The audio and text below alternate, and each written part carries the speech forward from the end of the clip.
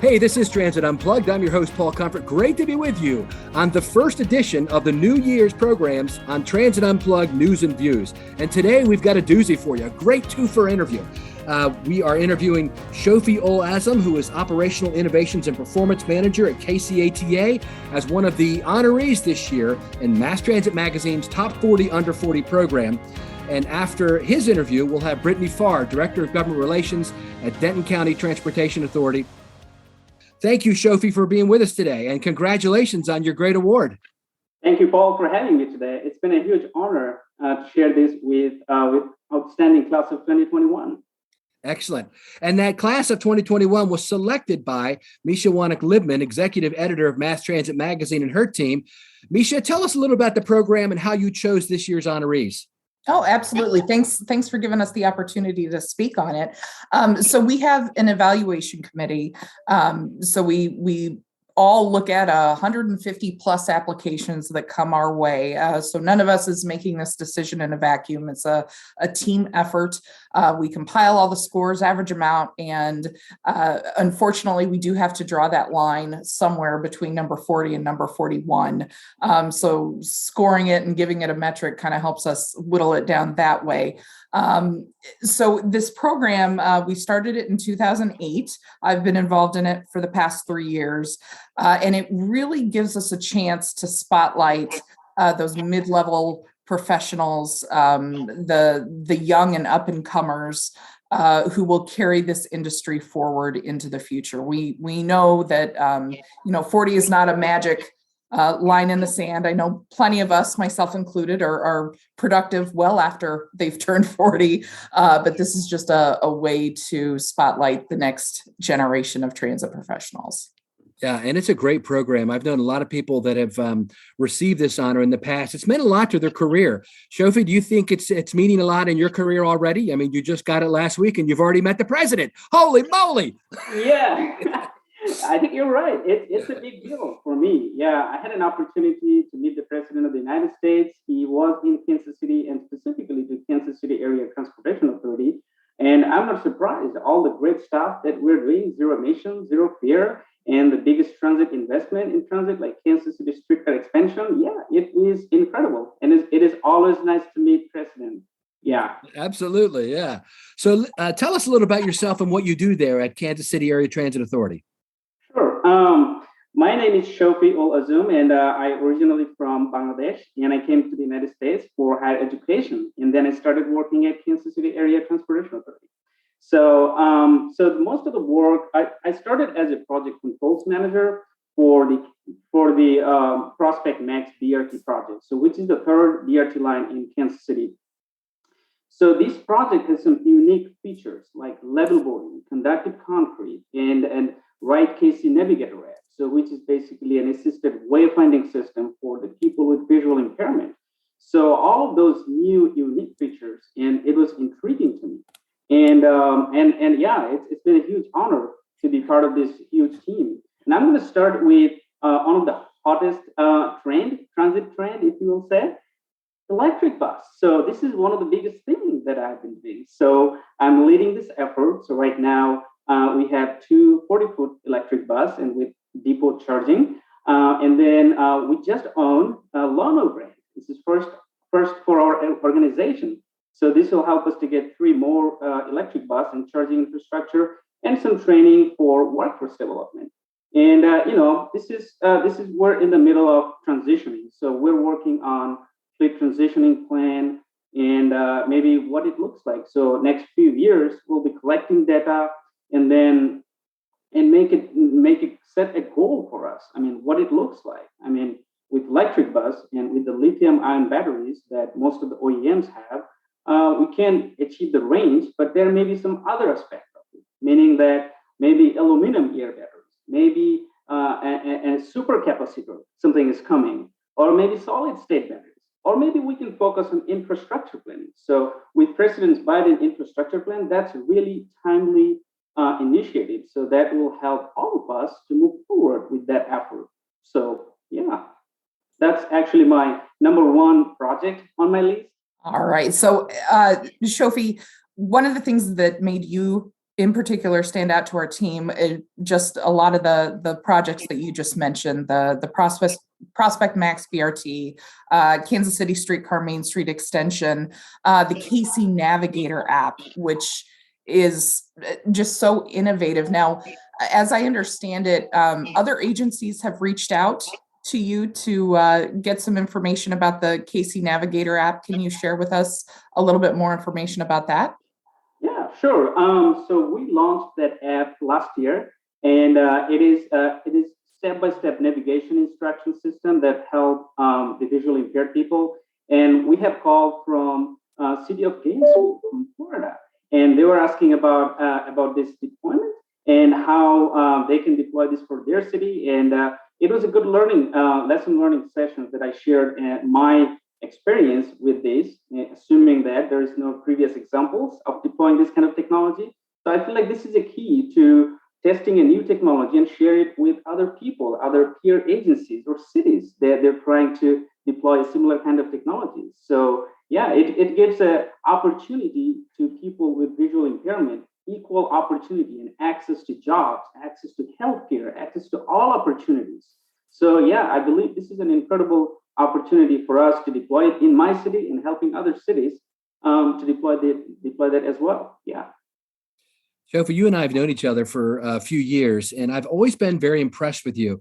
You are motivated, you're hungry, you think in straight lines, you're intelligent, you're focused, and you're willing to do the research that's necessary to advance yourself. And I just want to call out those traits because I really think those are key. And Misha had a good question to kind of like take that forward some on leadership. But to me, that's a big reason for your success are those character traits.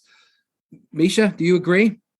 Absolutely. And Shofi's willingness to think big is another thing that made us stand out. And he's part of an agency that thinks big as well. So, Shofi, can you kind of touch on the importance of having a leadership in place that gives you the latitude to explore and try new things and really be innovative?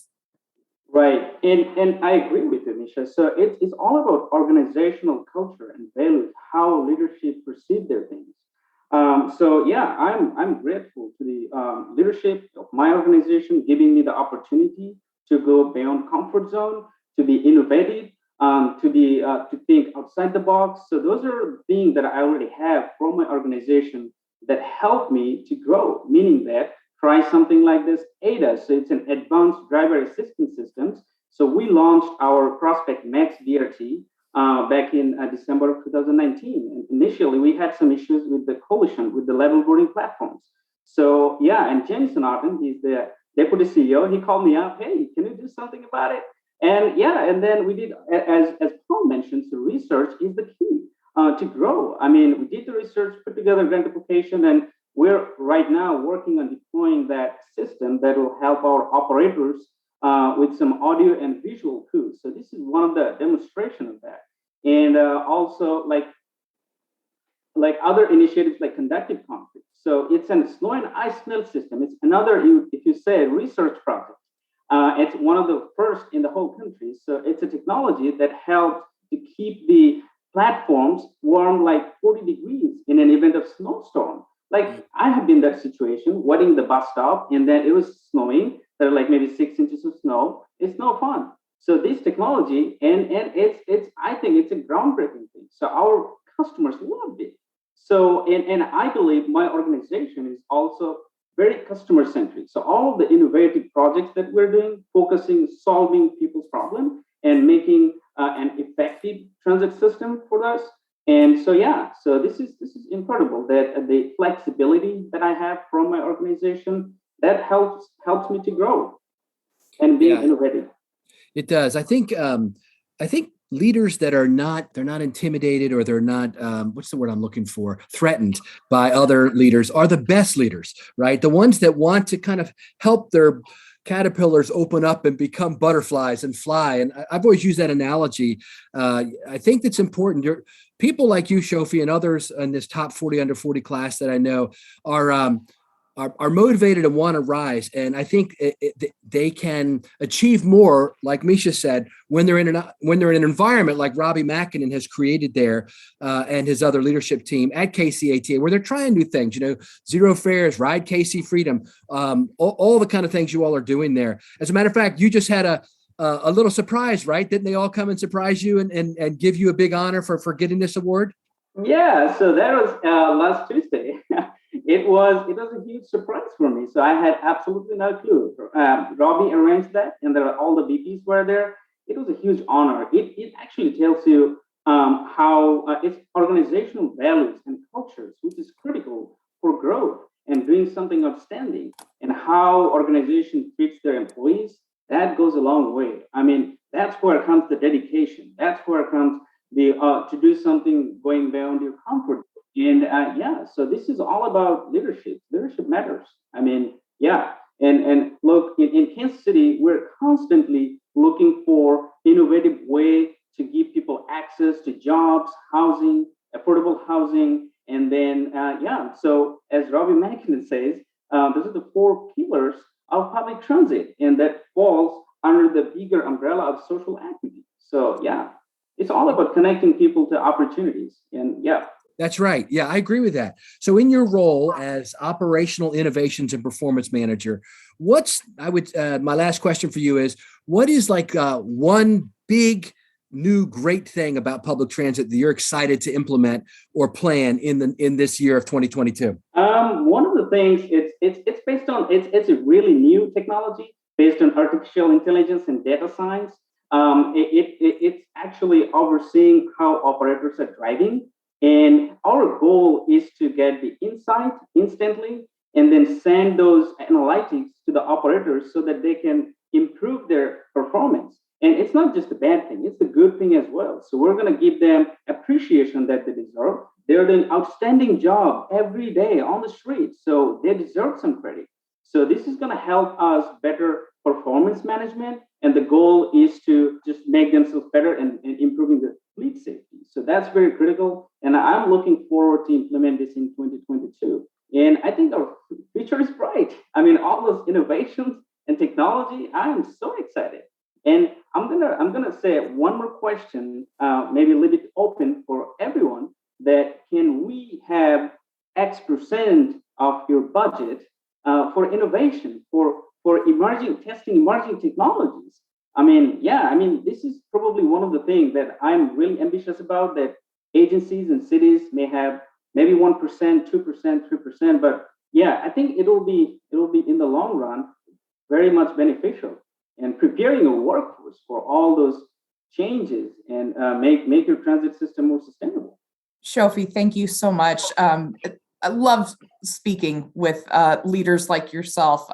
It makes me excited for the future of transit, and hopefully for the listeners on this podcast as well. They're pumped up after hearing you speak about the future of transit. Thank you so much, Shofi. Yeah, appreciate it. Thanks, Paul. Hi, I'm Elea, Carey, a communications consultant who loves working with public transit agencies. Mass Transit Magazine's always excellent 40 under 40 recognition got me thinking about best practices for communicating internally about your own organization's recognition programs. First, we know recognition programs are a smart way to help retain good employees, and they're also the right way to reward hard work and dedication. If you haven't already, you need to educate your organization about your recognition program. As you communicate within your organization, through all the old standby communications channels, including your internal newsletters and the good old bulletin board, think about the recognition program from each department's perspective. How will the program work for each segment of your internal audience? What's new or what's going to change? How will you communicate and justify the expense to your board and executive level, and what's the return on investment they'd like to see? Next, make sure your frontline managers have everything they need to talk to their workers about the program. As you know, these folks are busy, so cooking down the program into a few key words and sentences will both make their lives easier and increase the likelihood of everyone being on the same page.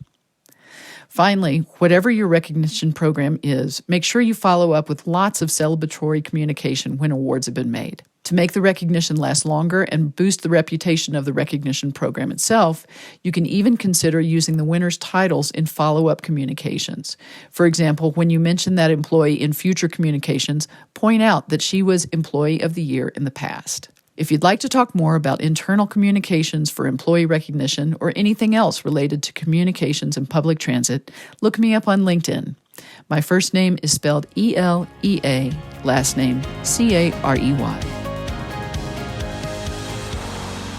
This is Transit Unplugged. Thanks for sticking with us today on our special Top 40 Under 40 episode. Great to have with us again Misha Wanek-Libman, who's Executive Director of Mass Transit Magazine. Misha, thanks for joining with us on both these interviews. Happy to be here. Yeah, and I'm really excited to have Brittany Farr as our guest today, our special guest. She is one of the honorees this year of Mass Transit Magazine's Top 40 Under 40 Awards program. Brittany is Director of Government Relations right now at the Denton County Transportation Authority. Brittany, thanks so much for joining us. It's my pleasure to be here. Thanks, Paul. Our staff, we were just talking about times when I used to be at the MTA and my staff was down meeting with her, and they spoke very, very highly of you then, and that was probably 5-6 years ago, and you've only gone up in the industry since then, and congratulations on your recent move there to Denton County from Dallas. Thanks so much. I'll make sure to slip all of your former staff their 20s in the mail for all the nice things. That's great. So, Misha, we kind of already at the beginning of the program talked about the Top 40 Under 40. Why don't you just give us a quick rehash of what the program is, and then we'll dig in with Misha's, we'll have you and I dig in with Brittany on all the great things she's doing and why she was so well deserving of this honor. Oh, absolutely. Yeah. So just a quick overview of what the 40 Under 40 honors are. We do it annually, and it's just our way of putting the spotlight on kind of the mid-level or the next generation of folks who will be carrying the torch for the transit industry moving forward. I keep waiting for there to be a class of applications. You keep waiting for the dud to come through and think, oh, well, this has made my life easier. And it just has not happened within the past 3 years that I've been involved in it. So while the top 40 is definitely worthy of honors, there are a lot of people who didn't quite make the cut that are also absolutely exemplary examples of what the transit industry has moving forward. Yeah, it's great. We have a strong bench, as they say. Yes. One of the things we were just talking about in the green room before we went on the air is the fact that I remember back when Kevin Quinn won the award from your magazine. Kevin was a planning director at MTA when I was there, and it really is it's a bolster to your resume, is the best way to put it. You know, it shows national recognition for folks in our industry. And so, you know, Kevin's gone on now, and he was our guest last week on the podcast, our first episode of the year. And Brittany, you got to meet him, right? Didn't you come to MTA Baltimore shortly after he was named CEO there? I did, sir. I was part of the APTA Emerging Leaders program, and Baltimore hosted. And I think it was either the day or day after that Kevin Quinn had been appointed to that position. So yeah, I can say Kevin and I go way back. There you go. That's right. Yeah. Great guy. So, Brittany, tell us a little about yourself. Misha talked about the program itself, and tell us about, you know, how you got this award. I know that Gary was involved, the former CEO in Dallas, and all three of us, our good friend who's done such a great job in the industry and a great job in, selecting and promoting young people, I think, in the administration when he was there in Dallas. So tell us a little about yourself. Absolutely. Well, first, I will say that anyone that ever gets to work for Gary C. Thomas is a lucky individual. And I feel humbled and blessed to have learned at his knee and am honored to be nominated by him for this award. I'm actually one of the weirdos when it comes to public transit. I am a liberal arts gal. I got my undergraduate degree in government at the University of Texas at Austin, and then went on and got my law degree from Boston College Law School in Newton, Massachusetts. So naturally, I wound up in public transit, right? Yeah. I started my career actually doing juvenile justice issues, whether that was special education or juvenile delinquency, and had the opportunity to move back to Dallas. My family said it's because I missed them, but if we're being really honest, I missed Mexican food. But maybe don't put that in the podcast. Maybe if the family asked, it was definitely the family. At the little bus company, Dallas Area Rapid Transit, I was given the option to apply for a position in the general counsel's office or to go to the government relations department. And I've always known I didn't want to be a lawyer. I've always been a bit of a people person. And I've always known that I was going to be a public transit or public servant. And transit absolutely is a service to individuals. So I did my first 6 years as local and regional relations manager at Dallas Area Rapid Transit. And I kept getting what I would call other duties as assigned. And they were really random things because our deputy executive director at the time, Jesse Oliver, and Gary both knew I had an affinity for public service and social justice problems. So they would come by my office and say things like, Brittany, we want you to figure out how to take a vacant piece of DART property and turn it into a community garden. Or Brittany, we want you to teach all 3,500 DART employees how to report and recognize signs of human trafficking. And this was all on top of my day job. And so about 7 years in, I went to Gary and said, Gary, I'm doing 2 full-time jobs. I need you to decide if you want me to be the local and regional relations manager or if you want me to take on these other projects. Or you could have asked him, why don't you pay me for both jobs? That's what I would have done. Okay. But I still, and that's a whole other topic of what it is to negotiate payment structures as an under 40. But Gary, of course, being Gary, said, well, Brittany, actually, why don't you choose which of these 2 jobs you want to do? And of course, I've got the social justice bug in me. So we created a new position at DART, the Community Connections Program Manager. And I became responsible for all of the social justice issues that we encountered at DART. So things like human trafficking, food insecurity, homelessness and mental health, job access. And we did some really incredible things there. And then COVID happened and the shakeup across the industry occurred. And I was offered a position to move up a little bit and become the director of government relations here at DCTA. And it's been an awesome experience. I've really enjoyed making the jump. The commute is now I can identify with our clientele a little bit more because that commute is something else. But I wouldn't have it any other way. I valued my time at DART and I'm really excited for what I get to do here now at DCTA. That's great, Brittany. And I will say our evaluation committee, you mentioned the social justice issues, and that was one of the things that stood out to us. And it's not, these issues aren't just endemic to transit. I mean, there are problems everywhere, the food insecurity, homelessness, human trafficking. So with that experience at DART and now moving over into government relations at DCTA, how do you see those experiences overlapping? Well, I think, again, it goes back to we're public servants. And I don't think that you can adequately serve the public if you don't know what the public is going through. And to your point, these are issues that we're experiencing throughout every community across America. And one of the great things about transportation and specifically about transit is the way that it connects everything. We are a vital, important commodity to everyone, whether they're going to work, whether they're going to school, whether they're going to the grocery store. We touch so many lives. And the ability to see how these things are connected, to see how transit specifically can be more than just buses and trains, more than just microtransit, but can really have a positive effect on our communities is something I think is really beautiful. I mean, when it comes to things like community gardens, healthy people ride transit. If you're too sick to go to work or to go to school, you're not even going to leave the house, let alone consider transit as an option. So not only does it provide us an opportunity to see where we can fill some of the gaps in our communities, but in the government relations role, it allows me to relay these experiences to remind the stakeholders and elected officials and the decision makers why transit is so important and why it's more than just transit-oriented development. And all that stuff is great. I mean, I'm selling transit in Dallas, Texas. Economic development is a very important thing here, but sometimes we need to be reminded of the human factor of it. And I like to think that, again, as Gary calls me, I am the person that humanizes public transit. That's great. And that's funny that you mentioned the humanizing of transit, because that was one line that stood out. And one thing that we included in your profile write-up as well is that bringing that human element to it is so important. But Paul, I interrupted you. Apologies. Go ahead. No, that's good. I'm glad that it was called out, because that's actually where I wanted to go with my next question, which is, so I really think, and tell me if you agree with this, Brittany, and you too, Misha. I think that during the peak of the pandemic, a lot of transit agencies saw it as an inflection point where we were able to analyze what I call the raison d'etre, right? So it's what is our reason to exist as an agency and as a service? Primarily for the last 20, 30, 40 years, it's been probably since the 1950s and 60s, it's been largely to get people to and from their jobs.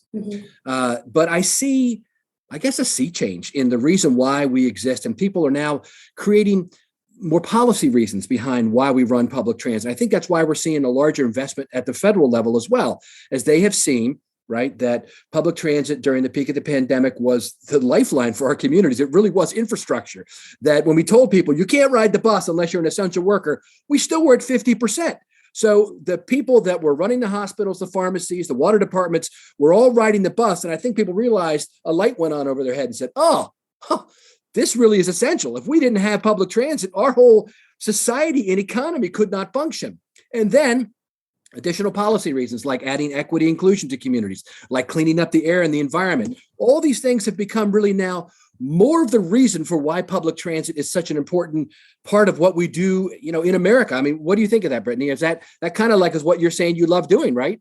That is what I love doing. And one of the things that I always point to is I'm dating myself a little bit because it's not that flashy anymore, but mobility as a service was all we could talk about for the last few years, mobility as a service. And when I think of mobility as a service, when I think of mobility, I don't just mean, to your point, Paul, getting from one place to the other. I think about economic mobility. I think about climate mobility, how these pillars that almost every transit agency, if not every transit agency across America, points to.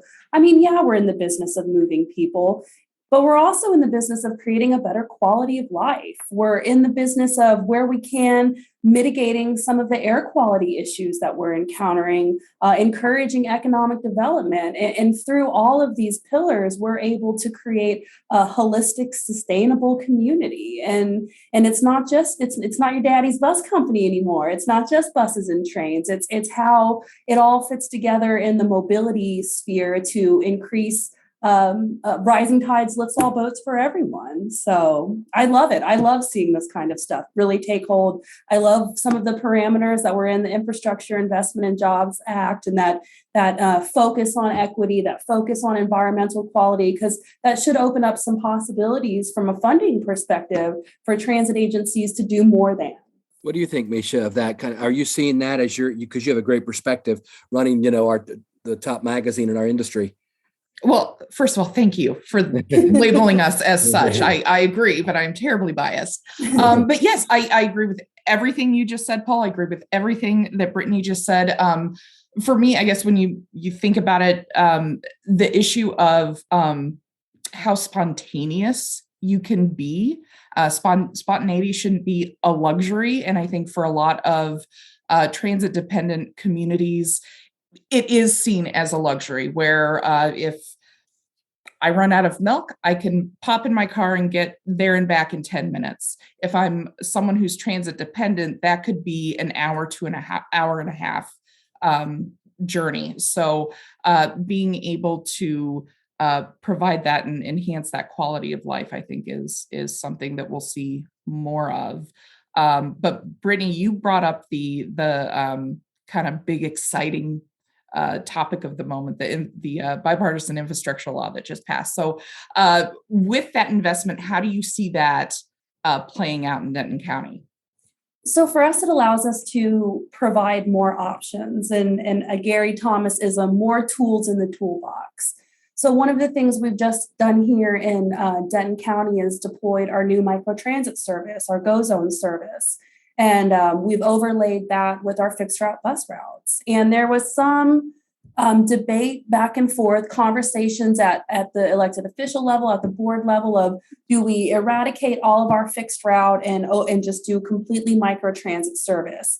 And it started boiling down into this black and white conversation. And what we were able to do here is our board of directors, working with our leadership, working with our consultants, was what I call coming up with the gray solution. It's not all black and white. So now we're taking a look at how our fixed route here interacts with our microtransit, interacts with our commuter rail.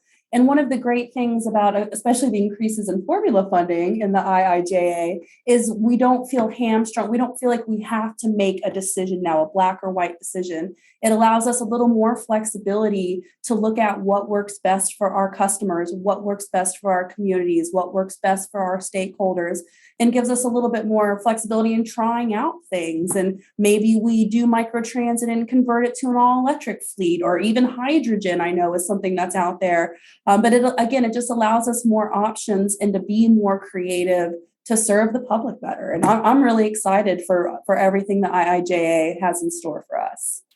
That's great. Last question, Brittany, would be a future-oriented one, which is, where do you see public transit going? Okay, so you're one of the top 40 under 40, and hopefully you'll continue to work in this industry, for another 20 or 30 years. Where do you see us going over the next 10 to 20 years as an industry? What do you see as the highlights? Well, I think, first of all, it's very hard to tell right now, because whether we like to admit it or not, we are still in the COVID era. I guess when something spans more than 2 years, it becomes an era. And we're seeing these changes in traffic patterns and work patterns. And one of the things that we're seeing here now at DCTA is midday is our new peak period. And so I think it's hard to predict the future because we're still trying to figure out what the new normal is. But I think with the IIJA, I think with the things that you're seeing at transit properties across the country is going to be this renewed focus on sustainability, right? And not necessarily just environmental sustainability, although that's a big component of it, but community sustainability, how we become more involved and more ingrained in the fabric of our society, and then agency sustainability. There was a time where I worried about the future of public transit because, quite frankly, it's an aging industry, and especially where I was before, one of the very few. I was Gary's token millennial, and so. But I think I'm really optimistic to your, first point about the future of mass transit and the hands that we're in. And I'm not the innovative technology person, so there's going to be all kinds of cool stuff being developed there. But I really can't wait to see what we do from a public service standpoint as we move into just buses and trains to the fabric of everyday life and how we make that better for folks. Misha, I can see why you picked Brittany as one of your top 40 under 40. She's awesome. In a nutshell. Guys, your 20s are in the mail too. Hey, thank you both for being our guests today on Transit Unplugged. I think the folks that listen to this around the globe will be inspired by you, Brittany, and by the work that you're doing there at Mass Transit Magazine. Misha, thank you both. Thanks so much, Paul. Thanks, Misha. Hi, this is Mike Bismeyer, and this is Mike's Minute, where we talk about leadership, mentorship, and kindness with the hopes it'll inspire you to pay it forward. Well, Happy New Year and welcome to 2022. And what a perfect way to start by celebrating a few of Mass Transit's top 40 under 40 honorees. As our guests on today's podcast note, there are many honorable and worthy folks in transit that are deserving of recognition, and this list simply highlights a few of those rising stars. Showing a passion for advancing transit, implementing their ideas, and empowering their teams, coworkers, peers, and most importantly, ridership. Great leaders influence others by their actions, and by openly celebrating the success of others that join them on the journey. The future of transportation is bright, and I'm excited about the impact and change management that our next generation of leaders will have on their organizations and continually adding value to our industry. Thanks to all those who still take time out to mentor and to share when the opportunity arises. Just hearing the impact that today's guests have already had, along with their passion for continuous improvement, is truly commendable. Lastly, as this pandemic continues to rear its ugly head, please take time out to thank a frontline essential worker this week. Kindness is cool, and thanks for listening. Thank you for listening to this week's episode of Transit Unplugged News and Views with our guests, Shofi Elazum, Brittany Farr, and Misha Wanek-Libman. Now, next week, Paul's talking with Laura Kaprowski, CEO of the Toledo Area Regional Transit Authority. But before then, on Friday, January 14th is the big day. It's the premiere of the first episode of Transit Unplugged TV, live from RTC of Southern Nevada in beautiful Las Vegas. Now, if you ever have a question, comment, or would like to be a guest on Transit Unplugged, feel free to email us anytime at info@transitunplugged.com. But until then, ride safe and ride happy.